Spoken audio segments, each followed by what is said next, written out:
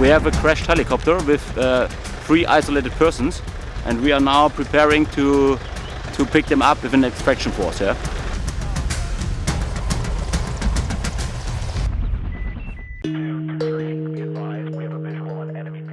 When you lose personnel out there in hostile environments, it is obviously very important to get an understanding of the situation where the personnel is located and in what situation they are finding themselves.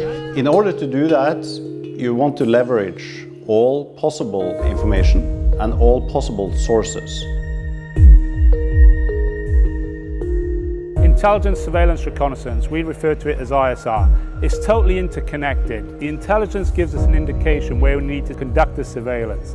The surveillance is a systematic observation of a location over time and a mass area.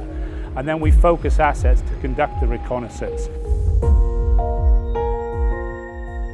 Joint ISR and all the resources available in nations are needed to put together this situational awareness.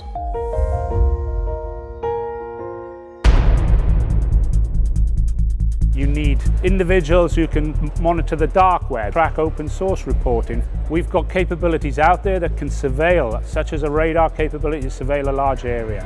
We've got full motion video, high definition sensors that can identify people on the battle space. One of the reasons for the use of unmanned systems, either underwater or on the surface or in the air, is because missions where it's good to keep the man out of the loop, we can do it more efficiently and cost effectively with an unmanned system. You have airborne platforms which enable you to get the range and the reach, and you get information from teams that are out there, and then it's all brought together here in a sort of all-source fusion type centre. The more disparate information you can bring together, the more accurate your final decision is going to be.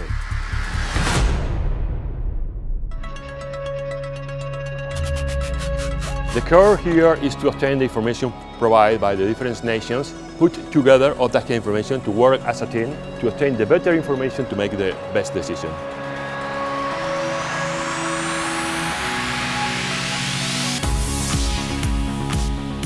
It's a cooperative effort in NATO where nations will contribute their surveillance capabilities in a campaign or an operation that's dictating where that information will go and then how the decision maker actually will use it. One of the key areas when we put all this together is being able to look in at a searchlight, narrow that down to a floodlight and then a spotlight. Then we can provide the correct, accurate direction to our forces on the ground so they can conduct the extraction. That way, our decision makers at the political level, at the military level, can make informed decisions on extraction of the personnel and the risks involved in search operations.